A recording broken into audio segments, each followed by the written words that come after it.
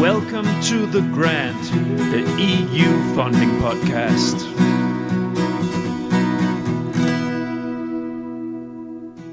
My name is Niels Tudor Winter and I am the creator, editor and host of The Grant.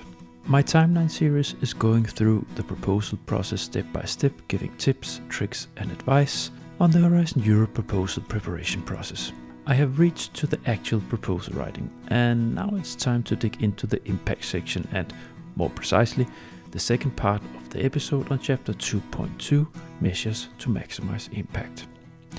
This is where you describe how you will spread your results, communicate to different segments about your great project, and exploit the results for the benefit of your organization, the sector, and society.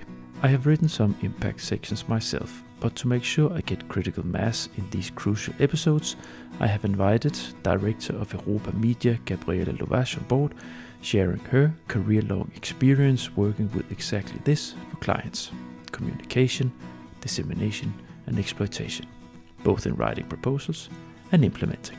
Further, Europa Media is one of the leading providers of trainings and courses on EU R&D funding. In this second episode, we reflect and discuss how to best structure the input for the section when putting pen to paper, and how to get the best out of the partners that often find it hard to deal with this specific but crucial chapter. Please enjoy.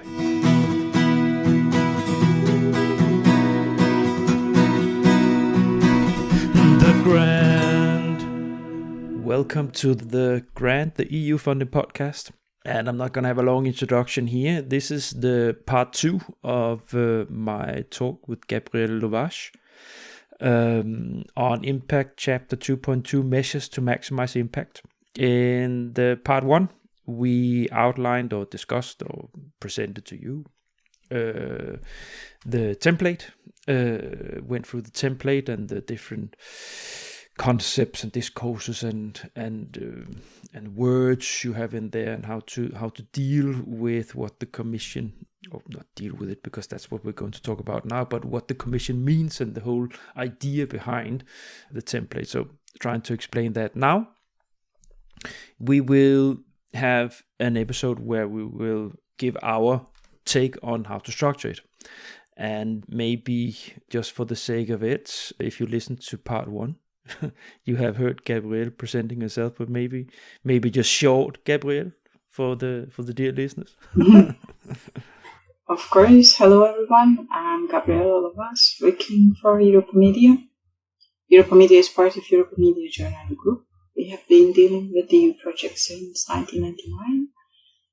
Europa Media is writing its own proposals, managing its own projects, but also supporting a lot of other organizations through training courses and consultancy activities to be more successful in their EU funds, especially in Horizon Europe nowadays. Thanks for this. If you want a more detailed introduction, go to the part 1 where I asked a little bit more into the company, and Gabrielle explained a little bit more in detail. We also explained there how we know each other, so on. So that's, if you haven't listened to it, this is a teaser. Go back and listen to that. Gabrielle, let's just head on with this, because now we go into the practicalities of actually writing up against what the Commission wants, so to say, what the Commission is trying to tell us to do. So I've structured this episode very basic. We will go through the different sections, the 3 different sections: dissemination, communication, exploitation section, the strategy section, and the summary table. And before that, we'll just have a talk about how to prepare for collecting the input from the partners. And then we will have a short talk about the connection with the work package description before we have the outro on the toughest challenge. Just as a fly-in, how many Horizon Europe proposals have you been involved in writing, Gabrielle? Well, honestly, I haven't counted, but Europa Media was successful in 3. Congratulations. So we won 3, but of course we did lose also. Yes, we all do. And then as a consultant, I've been pre-evaluating some of those and also helped here and there bits and pieces. So I saw quite a few indeed. And also, I helped a lot with the dissemination, exploitation, communication strategy, and how exactly to fill in the impact canvas. Because, you need some experience and some expertise back. So maybe that's the first thing. You definitely need to select a partner who knows how to put this together. Yeah, and yes, good, and I know, and I can. Probably I already now feel a little sorry that I never invited you in as a dissemination, communication, exploitation partner in the process. Indeed, I should get offended. But what I always tried to do in the proposal I did was to have someone who really understood how to do this. The thing is, P&O that I used to work for, they are doing it. So it was sometimes I was sort of selling ourselves to get in there. It was part of our business model to be part of the proposals and be there with the partners.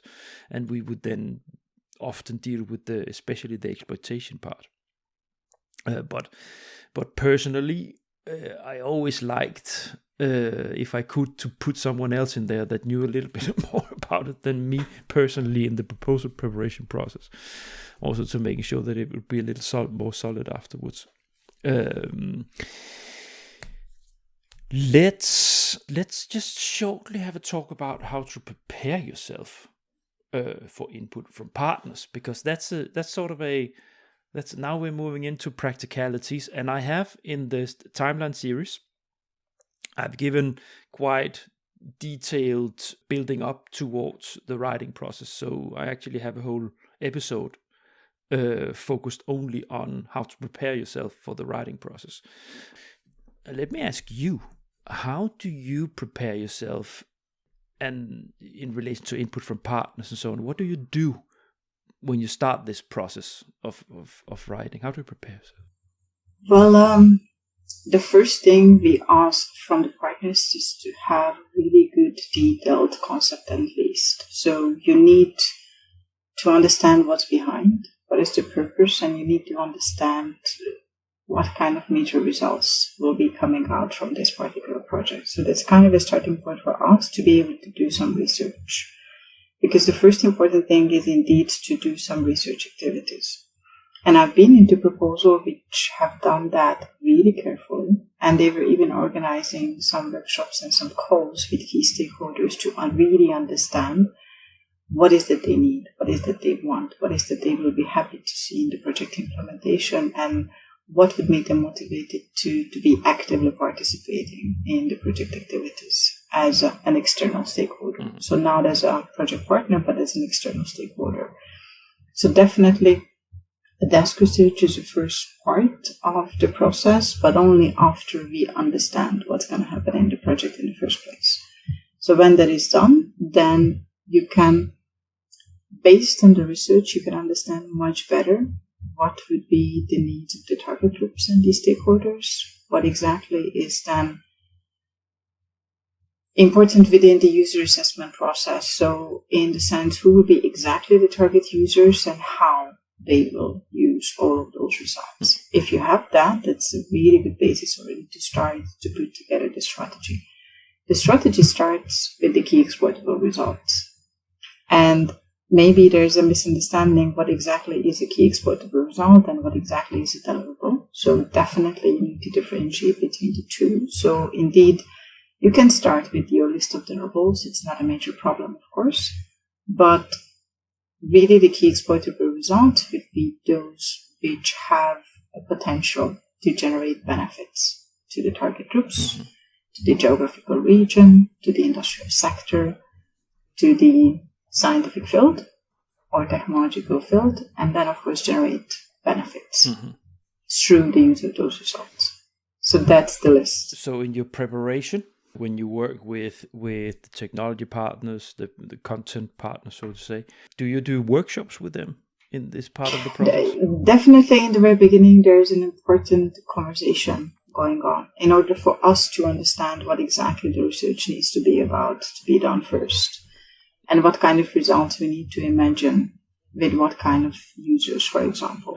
And only then we can start to put together some kind of a draft strategy. And that draft strategy, of course, will consist of a lot of tables, so to say, that we will distribute to the partners and ask them a lot of questions regarding, of course, what to fill in that particular table. It's not a long story. It's a short table. It's easily understandable one. But normally the easiest is to fill that in through a conversation with all of the partners. They will be easily putting in the input. So, for example, if you work, nowadays we work online, right? So if you use a Miro wall, for example, where everyone could be typing into the table, or use something else that is much more interactive than the usual me typing while the others are checking, what I'm typing. Of course, anything is useful, anything is helpful until the partners understand what they need to provide as an input. And of course, they are still active within the workshop, and they do that.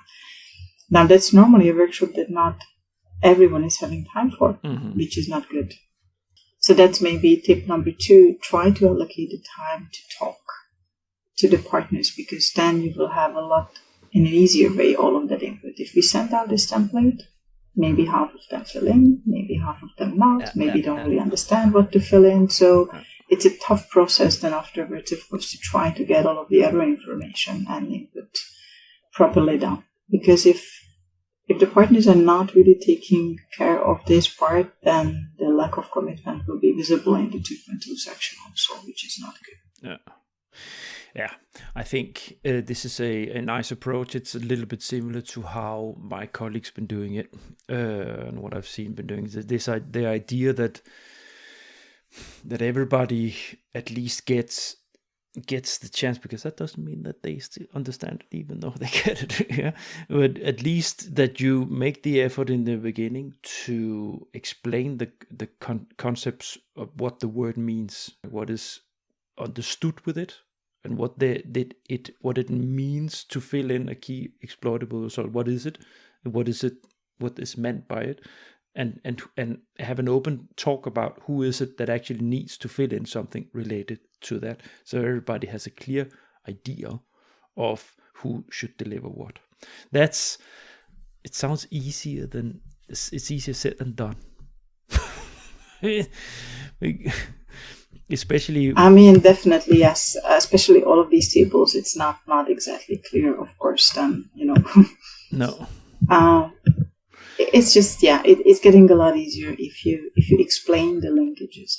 Yeah, I think it's the first round of Horizon Europe. It was a double challenge, because even us consultants were not always fully understood what was actually meant. People were fumbling a little bit around, so, even though they watched the different webinars from the Commission and so on. There was a general feeling in the environment where I was that sometimes you would walk a little bit on thin ice, not really know if it was correct, the way that the concepts, that newly introduced concepts, how to present it. This episode will try to make it quite tangible on how to attack it. These episodes, we cannot write them for you. That's not the point. The point is that you get some tips and tricks on how to attack it, and how to get the input, how to have the critical mass when you start to work your way down the pages, and how to limit yourself. I think we should a little bit try to how did we limit? How did I limit? How do you limit the spacing? Because it is an issue. Yeah. Yes, it's a very tough issue to it goes for the full proposal, because everybody thinks, the excellence is short. Now we can't really describe the technology as we normally did. Implementation, we can't describe all these things that we normally can. So how to deal with that? No, that's exactly the case, because all of these tables and all of the discussions afterwards will have to be put in by someone within 1.5 pages, and that's kind of it. Yeah. That you have for the strategy, while you have been talking a lot with everyone about all of those things. So it was actually that's a challenge. It was actually one of my jobs with the 4 proposals I was running in parallel. I was the one that went in with some of them to reduce pages, different places. No. let's grab the first section: dissemination, communication, and exploitation activities. I took a look at the proposal that my only real reference in Horizon Europe, because that was the one I did. So that's the one that is most solid for me to refer to. But maybe you should always let the guest start. Tell me, how do you divide in the chapters, the sub chapters under dissemination, communication, and exploitation activities? First, we explain the strategy. So what's behind? We explain who will be, the key target groups and what kind of results we want to introduce to them and what will be the timeline behind. So strategy, normally, of course, you have to have the word out, so to say. So you raise awareness. Then, of course, you start putting together results, and then you try to have a focused and much more targeted, of course, awareness raising activity also. But at the same time, you have to engage also many different actors into the implementation of the project. Mm-hmm. So there's awareness raising, there's engagement, and afterwards, of course, there's a specific targeted, of course, focused dissemination activity, mm-hmm. and also communication activity.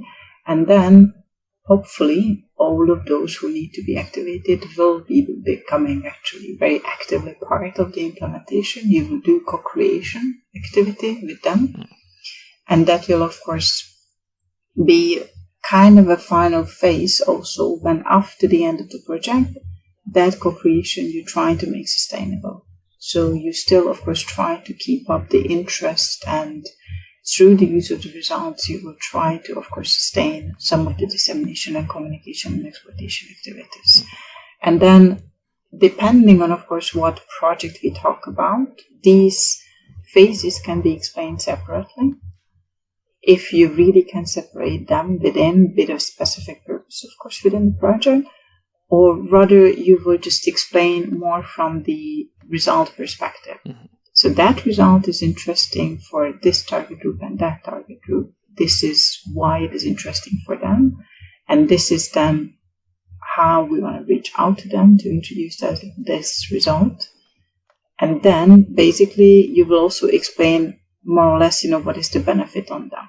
It's not that easy because it's part of the 2.1 section, but still, of course, you have to somehow, close down the section itself. Yeah. How the key exploitable results will be then important for this or that target group. And because of that, we will be using these and these channels and tools, these messages within more or less this phase of the project implementation. And that, of course, could be a lot of information. So you have to very nicely structure that so it's easy to read for the evaluators. You start with the overall strategy, and afterwards you go into details. And normally the detail would come in a form of a table. Yeah. One for dissemination, then result by result for the exploitation and the IPR issues. And then afterwards there is also probably a communication part, or maybe the communication come earlier or later. This really depends. Sometimes I use the strategy to start with exploitation in terms of the details and the specific and focused information. And afterwards I do with dissemination communication because of the specific character of the project. It makes more sense to start with the exploitation because it easily introduces the dissemination and communication tools and channels we selected. Good. So this is, guys out there, everybody, especially the experienced ones of you, the consultants and so on that has been writing proposals for years. These are good things to keep in mind, to sometimes, depending on the kind of project you're dealing with, if the exploitation is in the high seat, so to say, then maybe you want to turn that upside down.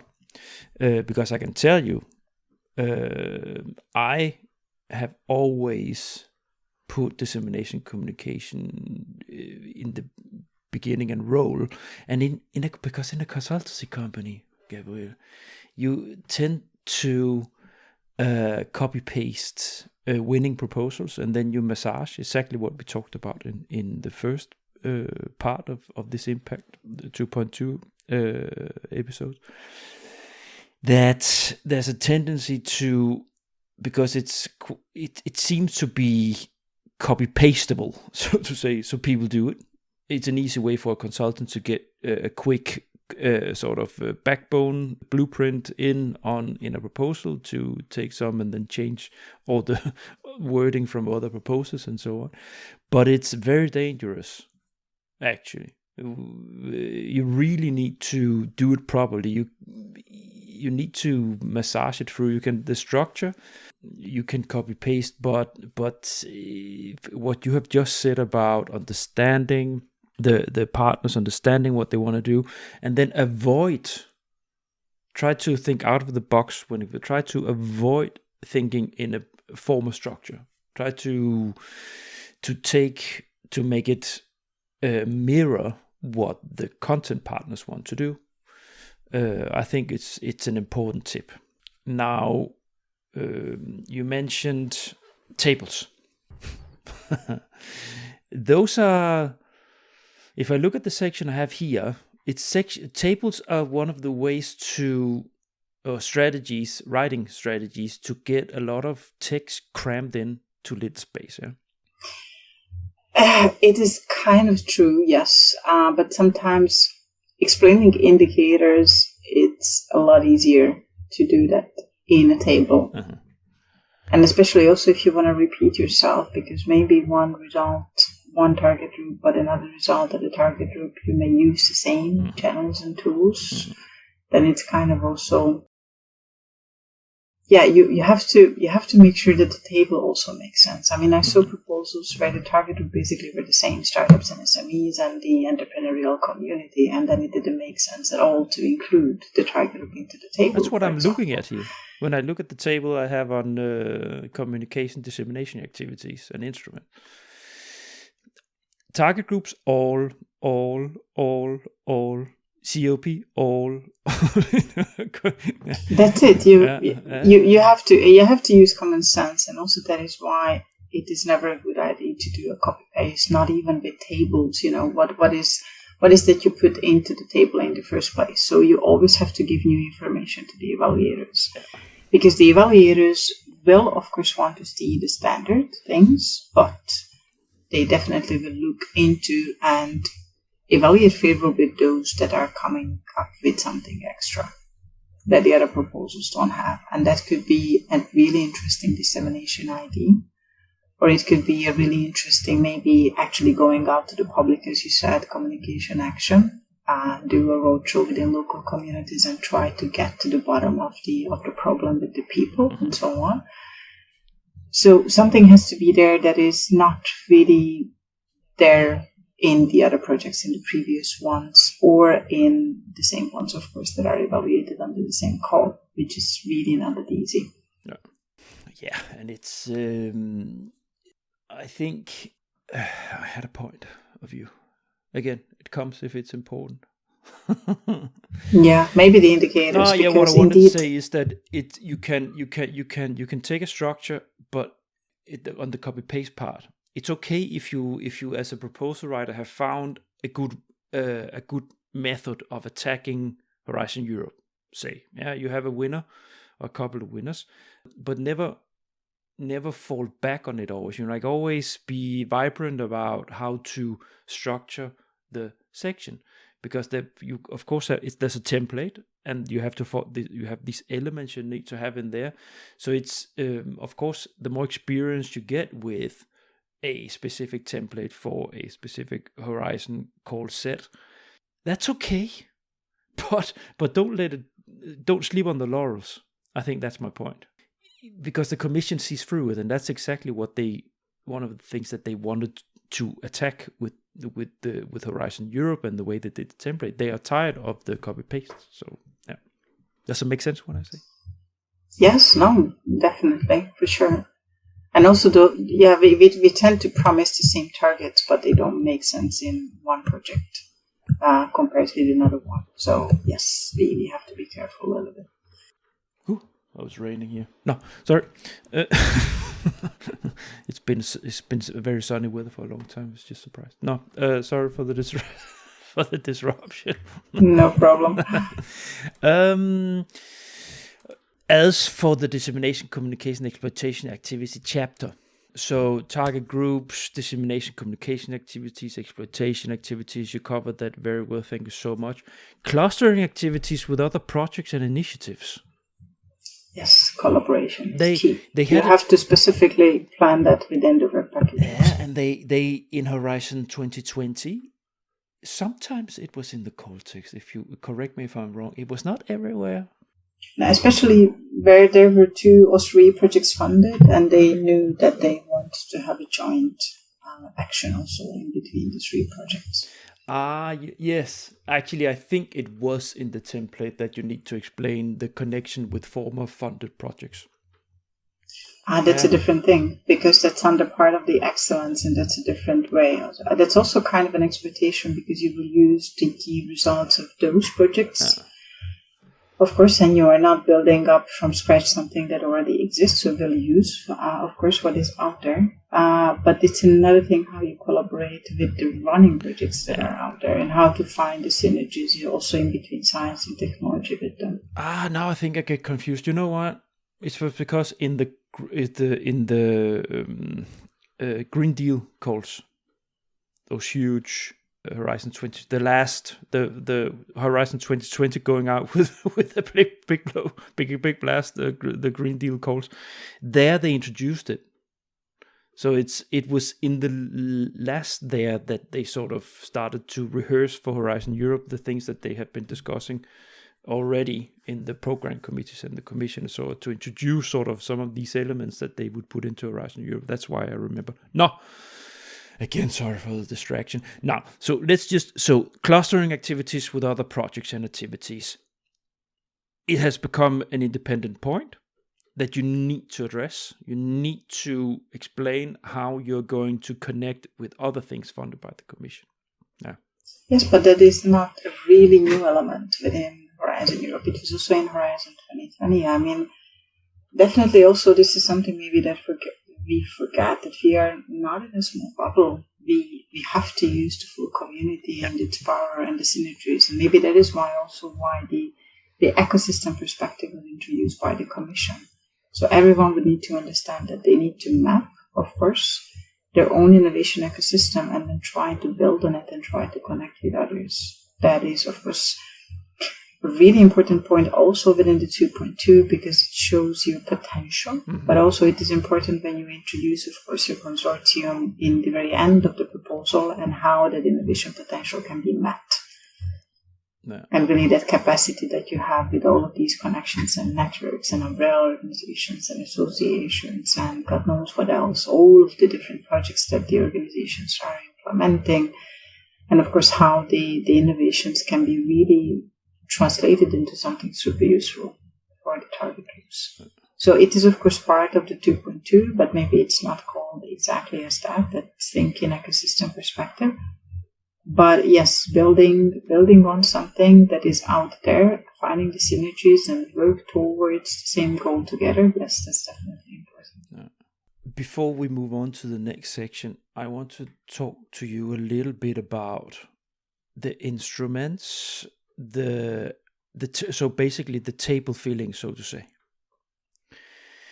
So under dissemination communication, often you would have a table with the different instruments, and you would put in a little bit, a few details on what kind of, so you maybe have newsletter and then describe a newsletter with updates, blah, blah, blah, promotional video, visual identity, and so on. Now, these are, for that part, that's quite standard. What do you do with that? Because for how I've been working with these things is to go through old proposals, take sort of, and then share with the partners, make a suggestion to them of what to put. And then I would myself often sit and put, for instance, the website or the target value. You understand? How many videos, how often should a newsletter be there? How do you work with that table? Well, also through the proposals that I've been pre-evaluating, I saw many of these tables, and most of those were indeed kind of a standard thing. So what is the dissemination tool? Then what are the target audiences? What is the KPI? What is the means of verification? Yeah. So you kind of have the measure, then the KPI, and then, what exactly will be then the tools. But sometimes it is much more useful to go from the results perspective and then go towards the different audiences and then the different tools and so on.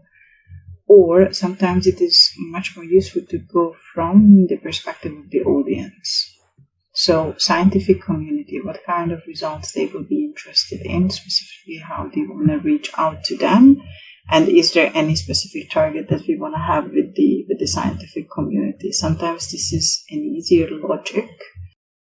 This is an excellent, than with the others. Excellent tip.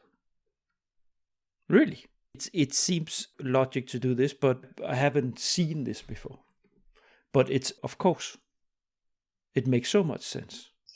Especially now that the Commission is asking for an explanation why this is the best way to reach out to that particular target group. So if you don't have a space in the proposal, in many cases you don't have the explanation, why do you have these target groups, why they will be the end users, then sometimes it kind of falls all in together if you have it in the 2.2. Excellent. Thanks. This is good. Thanks, Gabriella.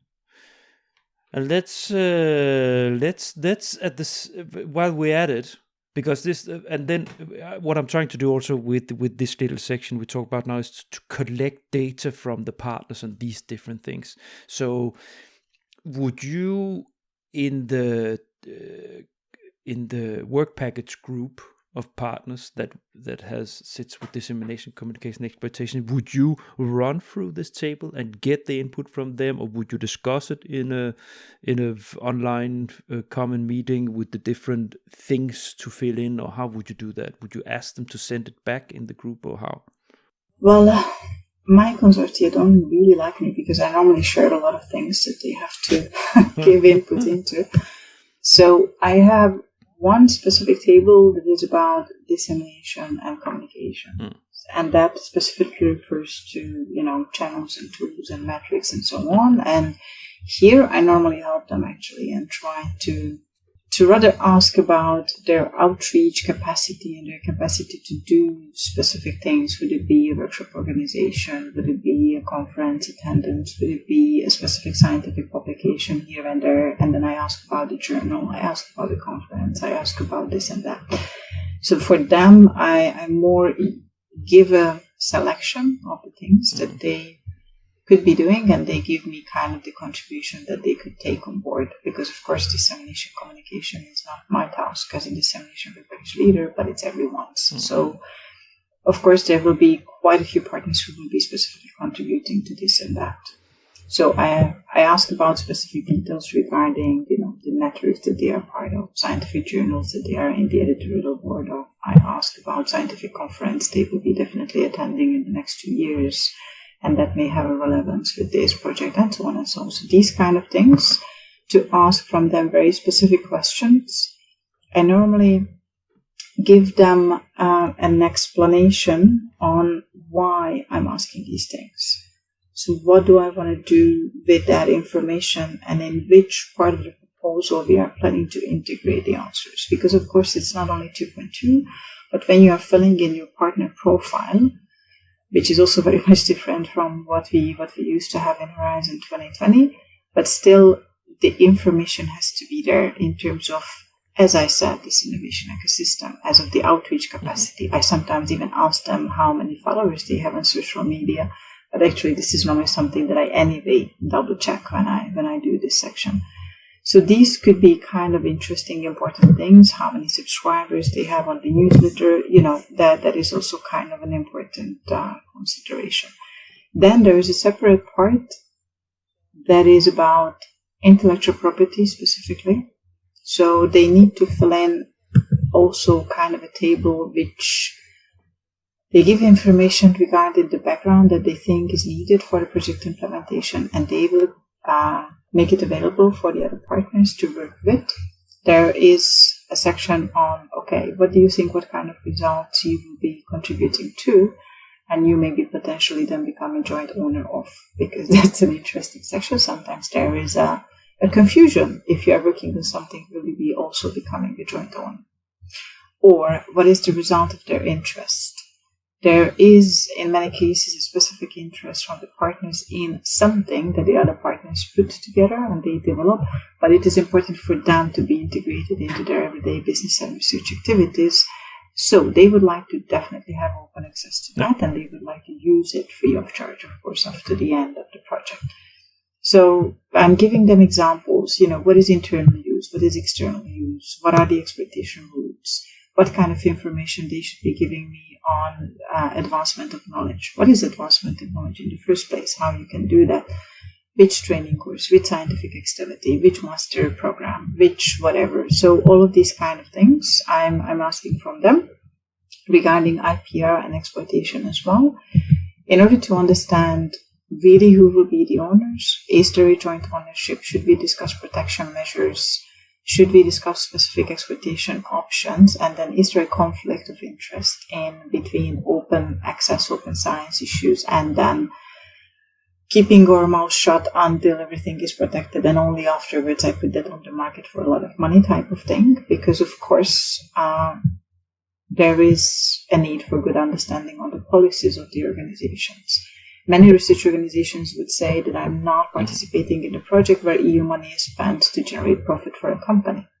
So a lot of questions for sure, quite a few tables, and afterwards I use a lot of the information in a coherent way to put that into a logical kind of order. I show that to all of the partners, I discuss it with them, and then if they approve, then it goes. What I'm curious about, and this is because this is information for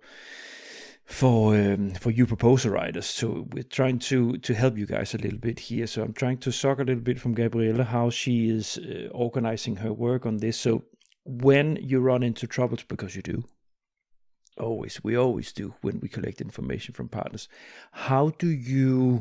what strategy do you have, so to say, psychological strategy or practical strategy to get the information out of them? I explain them the commitment that they have to invest into. And if it's not well invested now in the proposal writing phase, then what kind of troubles we can run into when the project is implemented. So that's one kind of a psychological threatening that if we don't do this right, then we will have major issues when we implement the project. The Commission is not interested in all of the details that I get out from the partners. But definitely it is important for us to be on the same page on many interesting issues, of course. It's not just intellectual property, but also other matters, in order to write a good proposal that shows that we understand all of these details. And the evaluators will see it right away from the consistent information that what I found particularly difficult was to get from the technology partners the expected results. To really squeeze out of them IPR related technologies that would need to come in here. That was stressful like everything, because they didn't reply. And it was in the end phase of the proposal that you need to it's and no matter how I kick them over the shin bones to realize, I did get. So I have a table. I'm looking at it here. It's I think we have 10 expected. So. Yeah, but then you invest so much time and effort into a proposal that is not winning, because there's no clear picture on what's going to happen with the technology after the end of the project. Very frustrating part of the process as a proposal. And that's for any one of you. Now, I'm talking to you that has not done this so much before. This is unfortunately something you have to expect. You have to try to make strategies in relation to getting information from the partners. That's how to kind of catch them, squeeze them to to make sure that something comes. I remember one of my old managers. He for the work package descriptions, he would always say, "But if you don't write it, I will write it. So I will decide what you will do the next 4 years." And normally that got them out of of the hiding places. No, I have projects where I surprise the partners throughout implementation that they actually have to do it. They didn't think that they should be the ones doing it, and I said, right, read the grant agreement. That was actually originally. And I can also find the emails where I asked you. It says that yes, you have to. You slobs.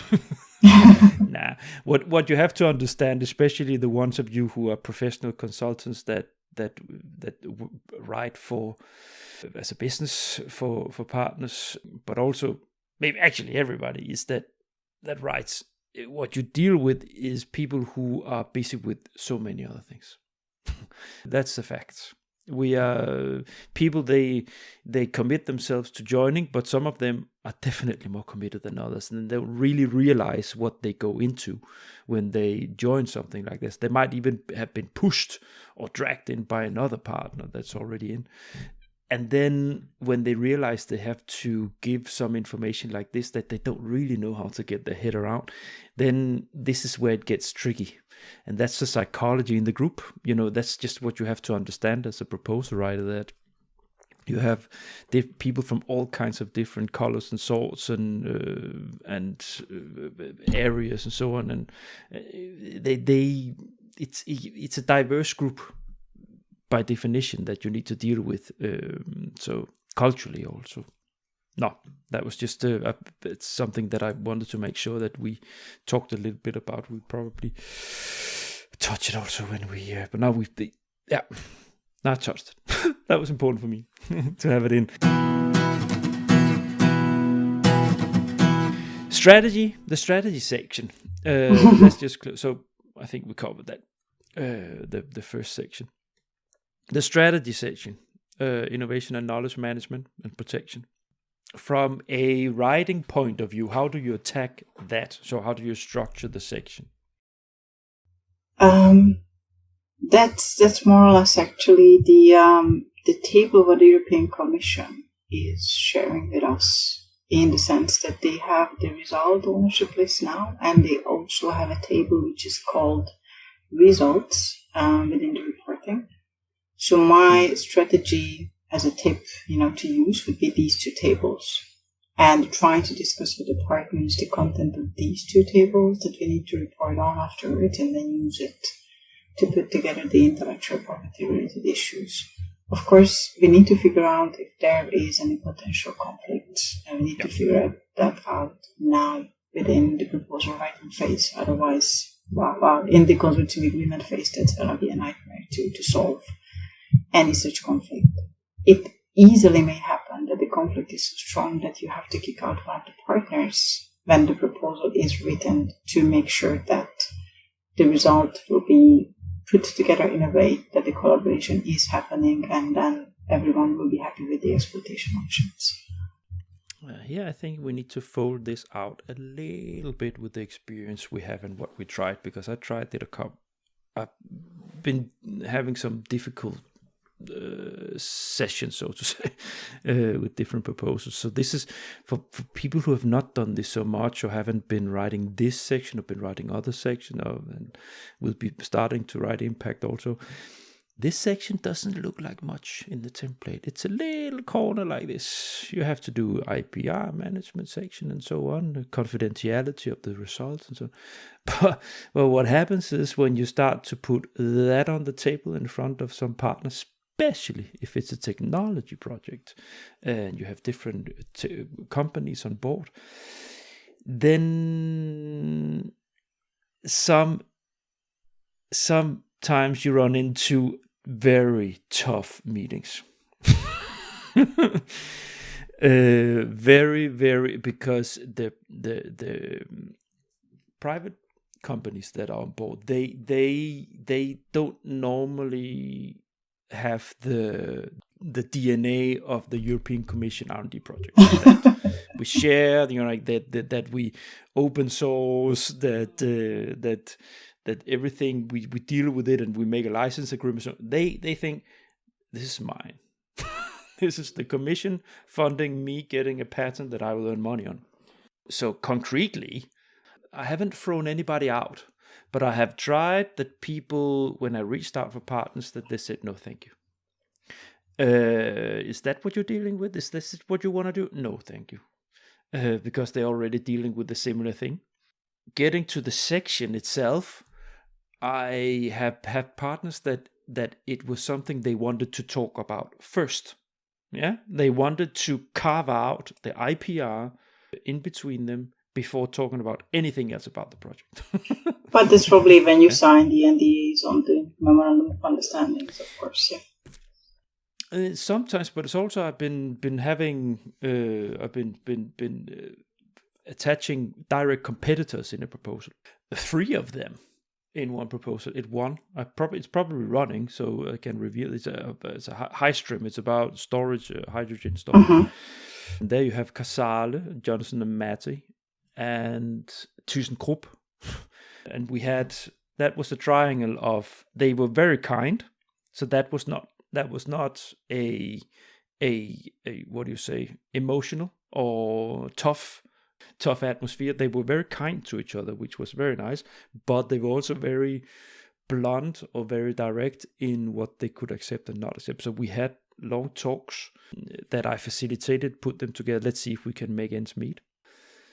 So that's an example where it went well. Have you got any examples where it crashed, or where even the proposal crashed because they started to in a dogfight? Yes, we had that, and it was so inconvenient, the meeting itself, that we were actually relieved when the coordinator was sending a message that this is not happening and we will not submit. Mm-hmm. So yes, it's part of the process. I mean, if you cannot agree on these things, then it's much better not to do the project at all. That's for sure. Yeah, because that's also, I think that's important to understand as a proposal writer, private or non-private consultant, that one thing is that you might have to crash a full proposal.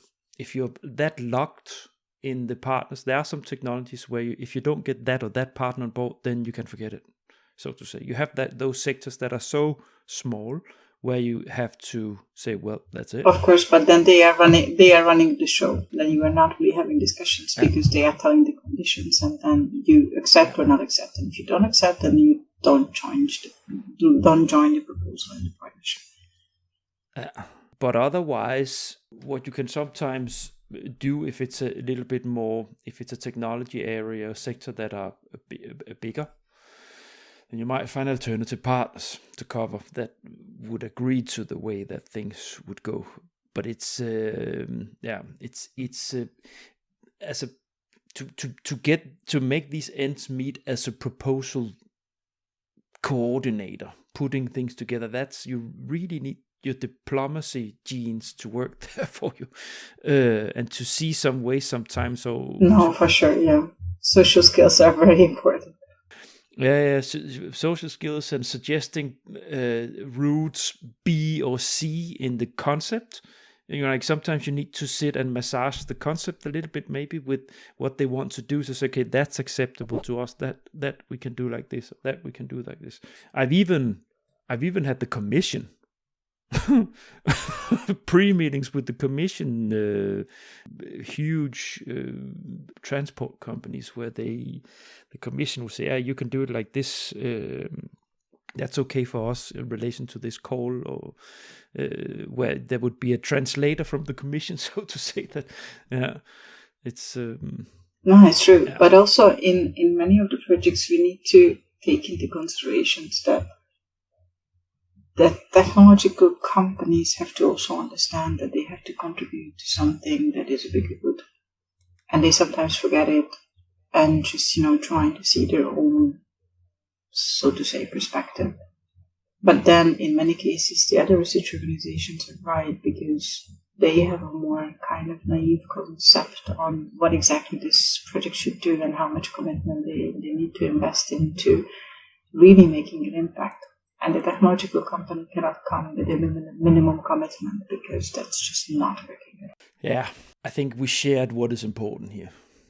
It's because there is a table. I can see from the proposal I didn't put a table. I wrote it out. I don't know. Maybe there wasn't. No, in IPR I don't use a table for the proposal section itself. I use the table to collect the info and then write it out. Ah, okay. That's also what I did here.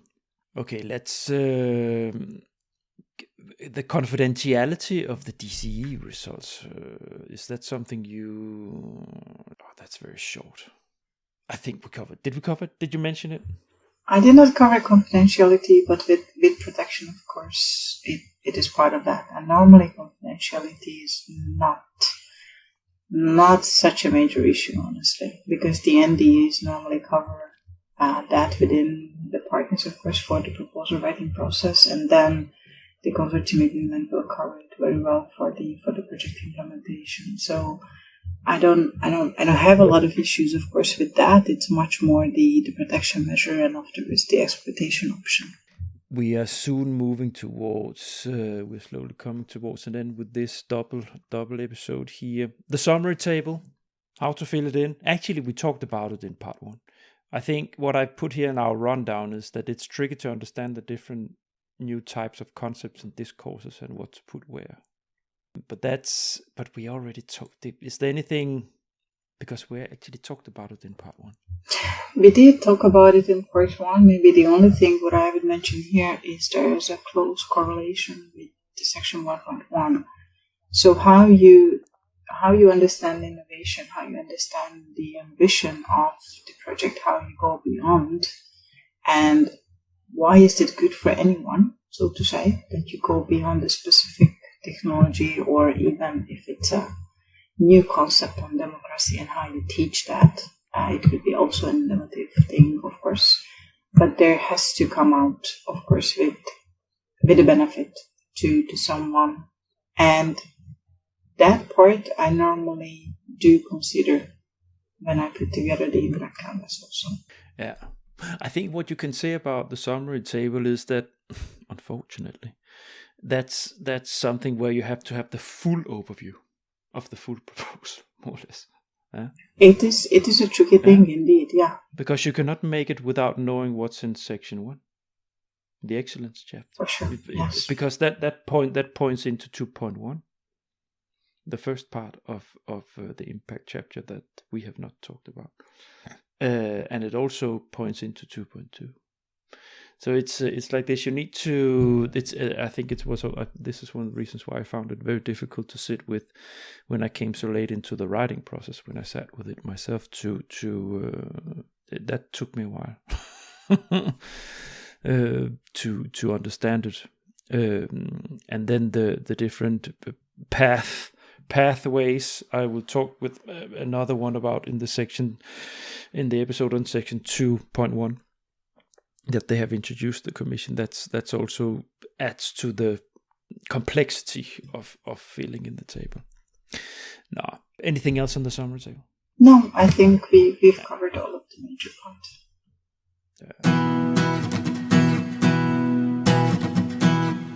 I have put here in the rundown the connection with the work package description. Yes, who will do what exactly and when. I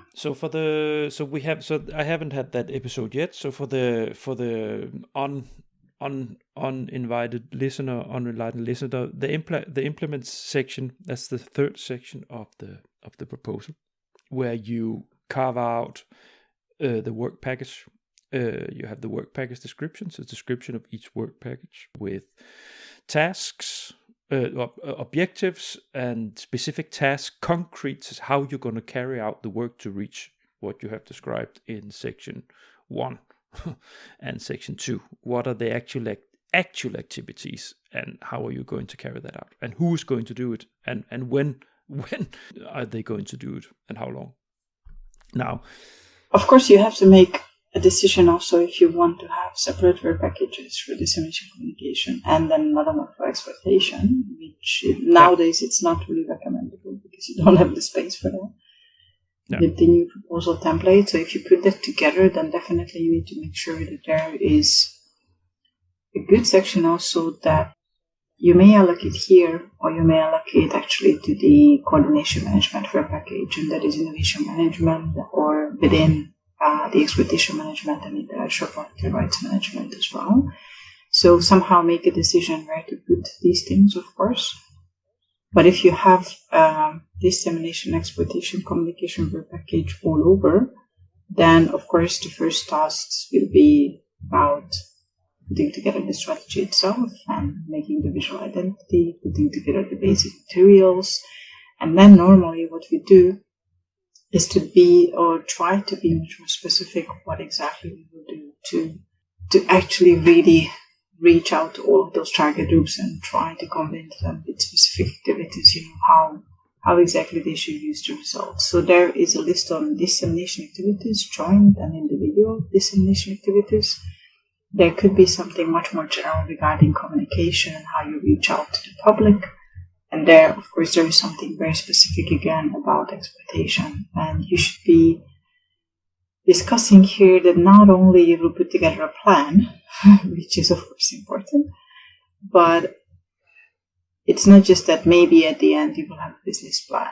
But if we talk about the technology, then specifically talk about plans within patent protection, within standardization options, within, all of these things. So there has to be a good kind of a summary of the activities. And of course, then, depending on the individual and joint exploitation routes, you will be having specific tasks for the different partners to do certain things in order to successfully exploit the result. And this is something that very much the Commission, with the help of the reviewers, they will be monitoring within the implementation and also that after, for 1 year after the end of the project, for sure. Yeah. What happens? The reason why I put this point into this episode is that it's so important that you align what you write your impact 2.2 section with what you write in the work package description of what you want to do. And this is not, I say this because I've seen it happen that people didn't. They wrote something in the impact 2.2 and then it wasn't aligned with what they described. Because that's again a copy paste of tasks that the partners normally just normally have, which is again not good, because also what is really important within the 2.2 and the dissemination work package is that you need to understand what's happening in the other work packages. Normally we are not writing the dissemination work package until we have a really good draft of the other work packages. We need to understand who will be doing what kind of results they generate, what kind of maybe publications will be coming out of that. And dissemination work package has the job to support the other work packages with outreach, with awareness raising, with engaging those who have to be engaged, with reaching out to those who have to be reached out to. Which is interesting because the Commission also realized how important that support activity is, and within the reporting table, they are asking you if you have a specific communication or dissemination activity, you needed to link it to the work package that the dissemination activity is supporting. Yeah. So guys, work package description, don't take it from the formal project. You can take some of it, the headline, something like this, but please, you really align it at this, because this is, thanks, Gabriella. This is the exact tips that you need to follow. We know, both me and Gabriella, that Gabriella and me. Don't mention yourself first. We know that when you're busy, when things roll, when you slept 3 hours last night for a week, that sometimes you take a shortcut. But at least try to avoid short corners with this part, because the evaluators see right through it. They see right through it, and it's such a waste for all the efforts in the rest of the proposal. With it's such a huge work, it's so many hours that so many people fill into this, and then if because of shortcuts with this, you might end up not getting the funding. Like it's just, at least try. Yes, for sure. You know it as well, Gabriella, when you have 4 proposals at the same time and you just struggling to make ends meet, you probably made your own shortcuts. I know that I definitely did, because that's just psychology, human psychology. When you are under super pressure, then you sometimes how can I deal with that one while I'm in parallel having to deal with this one. So I have to do this, and then but it's that's a resource thing. So we try to solve that with being 2 people. How are you actually working as a team there? How many people do you have? Do you normally work in a group with each proposal? Oh yes, definitely. We have, of course, when we're working on a proposal, we have, of course, the main writer. Then next to them, there is 1 or 2 who are helping with all of the small details and the background research. And then we have the communication manager who's helping with all of the other perspectives within 2.2. Because it happens, if you don't ask them, then we could easily, a target of 5 million citizens we will reach out to. And then, they get a heart attack when they see the number actually that they have to reach. Mm-hmm. But no, there's definitely an importance in different perspectives and a lot of discussions, also internally and also with the partners. It happened to me that I had a coordinator who was basically not sleeping at all before the day of the deadline. And then I read the final version of the proposal around 10 a.m. or something like that. And she was kind of saying goodbye to everyone. Now she's going to sleep. But I still wrote an email. I still said that I think still this 1-2 sentences that I would like to include would still make a difference. And I don't know how she did it, but yes, she reopened, she put those sentences there, and then she resubmitted, and then she was saying goodbye to everyone. She went to sleep. Cursing you as she went to sleep. Probably, I'm not sure what exactly she was thinking in the middle, but the proposal won. And it's gonna be a major thing for us as well. So I was really happy that she did listen, even no matter how tired she was. You know what? I am thinking about having a segment or concept under the podcast where I follow a project. Right, from the beginning till the end, you mean? Yeah. Yeah, just having every 3 or every 4 months an episode following a project that is rolling out, to give an idea of what's going on, how it is to implement a project, give people a view into that. So you can consider if there's one specific that you would say, that would be nice to do that with it. You can think about it. Okay, yeah, good idea. And what I also thought about now, when I address the resource issue, I have got this segment called Consultants Corner, where I want to make episodes with consultancy companies, representatives with different issues that is specific for grants consultants. Yeah. We are a specific breed. I'm not there anymore, but I've been working enough there to be able to say that I have part of the breed in my blood. So I would like to have shed light on something, because it's a sector that is very much in the shadows. Nobody actually knows except for the ones working there. Yeah.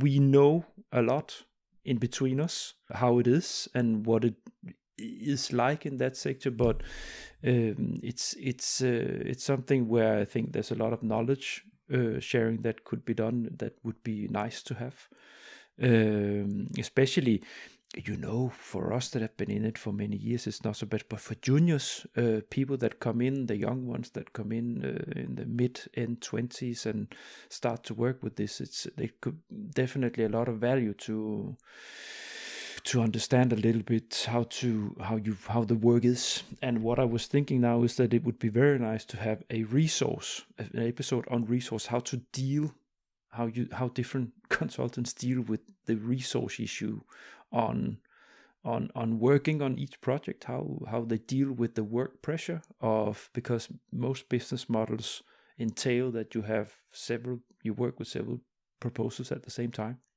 So to have maybe an exchange, a panel, I could imagine having 2 or 3 consultants on board for such an episode where we have a talk about how each is dealing personally with the pressure and dealing with the resources, how you work with it, how you try to cope with the work pressure that is when you have to deal with several proposals at the same time. It's a thought. It's something that lies close to my heart because I can see that it's something that put a lot of pressure. It's one of the reasons why I left the sector. No, I mean, it's too simply too. In the traditional sense, we don't do that because I'm not allowing anyone within the company to consult different proposals at the same time. For a good reason. We are also not really traditional consultants from that perspective, but we normally don't write the proposals for the others. We get advice, we do pre-evaluation a lot, and we normally allocate a maximum of 20 hours for the client in a month throughout the process. And that's for this reason exactly, because they are not able to do this thing properly and in a good quality. If they do it for different clients or if they do it in a lot more intensive way, so to say. No, I will get back to you and the advisory board group. I have a handful of consultants there. Let's round it up.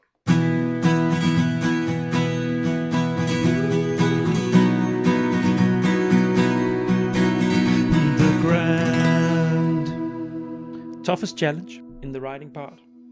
It's the partners and getting them on board with information. Information. I think for me, that getting the information from the partners, and I would say the new template, understanding it, getting the template, the summary. Hola, that was tricky. That was very tricky. I would say that. But we already dug deep into why and so on. So, but yeah, I would say that. I think we should end up. Gabriella, thank you so much for this marathon 2-part episode. We took it in one go. You guys out there, you get it split up in 2. It's been great pleasure to have you in for the first time here. Thank you. Part of my advisory board. Still, so happy to have you all on board. I'm so honored that they have accepted this. No, thanks for all you guys out there. Thanks for listening to the end. I sincerely hope that these episodes, they help you. They give you some critical mass and better understanding of how to understand what the commission wants, and give you some takes on how to attack the writing process and so on. Also how it is to sit with things and write it, and the psychology and so on. So, thanks for this. I hope you like this initiative, and see you next time. Bye. Bye. The Grand. You have been listening to The Grand, the EU funding